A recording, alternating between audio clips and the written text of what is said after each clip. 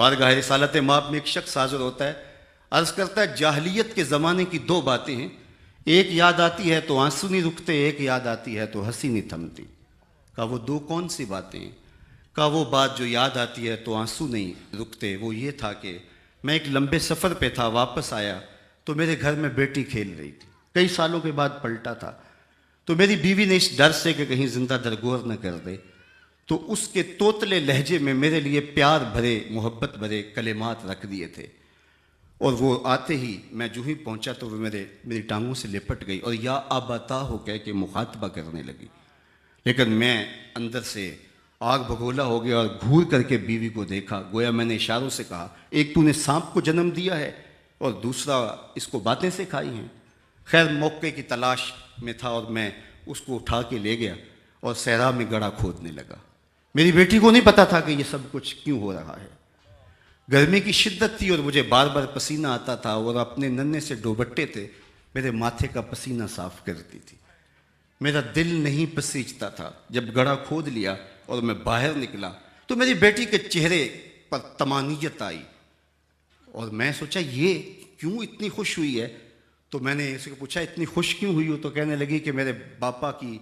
مصیبت ختم ہوئی، اس کی مشقت ختم ہوئی۔ میرا دل پسیجا، لیکن ان ظالمانہ رسوم کا جکڑا ہوا شخص تھا، میں نے اس کو اندر اس کے دھکا دے دی، اور پہلے تو وہ کھیل سمجھتی رہی اور میں مٹی ڈالتا رہا، لیکن جب اس کا بدن اس میں دبنے لگا اور سانس گھٹنے لگی تو وہ ننھے ننھے ہاتھ جوڑنے لگی اور زندگی کی بھیک مانگنے لگی اور میں مٹی ڈالتا رہا۔ آج اسلام لایا ہوں تو اس کی چیخیں مجھے سونے نہیں دیتی۔ وَأَيْنَا رسول اللہ تذرفان، حضور کی چشمان میں بھی آنسو تھے۔ کسی نے اس کو گھورتے ہوئے کہا کہ تو نے اتنا دردناک واقعہ سنایا ہے، حضور دکھی ہو گئے ہیں۔ تو اس نے کہا کہ حضور نے فرمایا کہ ارشاد کیا کہ اس کو سنانے دو، اس کو کہنے دو۔ تو کہا یہ وہ واقعہ ہے کہ جو میں جاہلیت کے زمانے کا یاد آتا ہے تو آج آنسو نہیں تھمتے،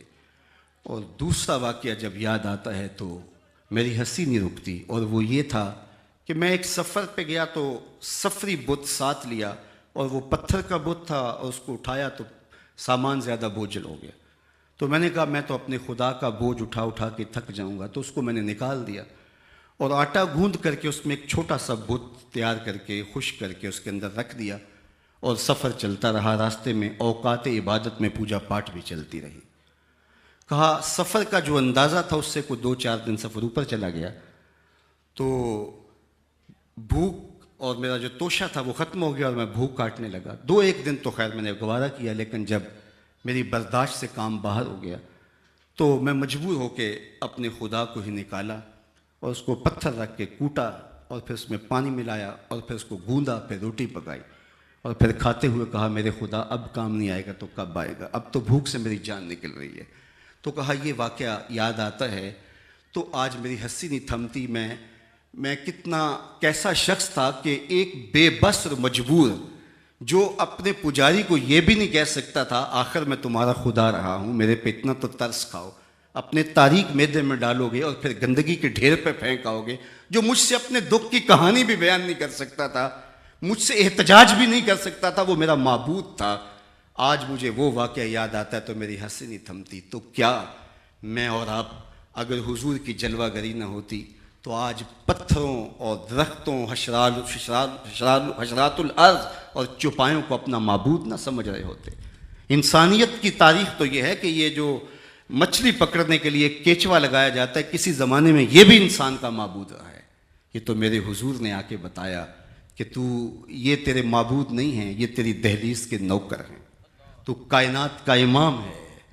کانپتا ہے دل تیرا اندیشہ طوفان سے کیا، ناخدا تو بحر تو کشتی بھی تو ساحل بھی تو، دیکھ آ کر کوچائے چاکے گریباں میں کبھی، کیس تو لیلا بھی تو صحرا بھی تو محمل بھی تو، وائے ناکامی کہ تو محتاج ساقی ہو گیا، میں بھی تو مینا بھی تو مستی بھی تو حاصل بھی تو، آہ کس کی جستجو آوارہ رکھتی ہے تجھے، راہ تو راہ رو بھی تو رہبر بھی تو منزل بھی تو، بے خبر تو جوہر آئینہ ایام ہے، تو زمانے میں خدا کا آخری پیغام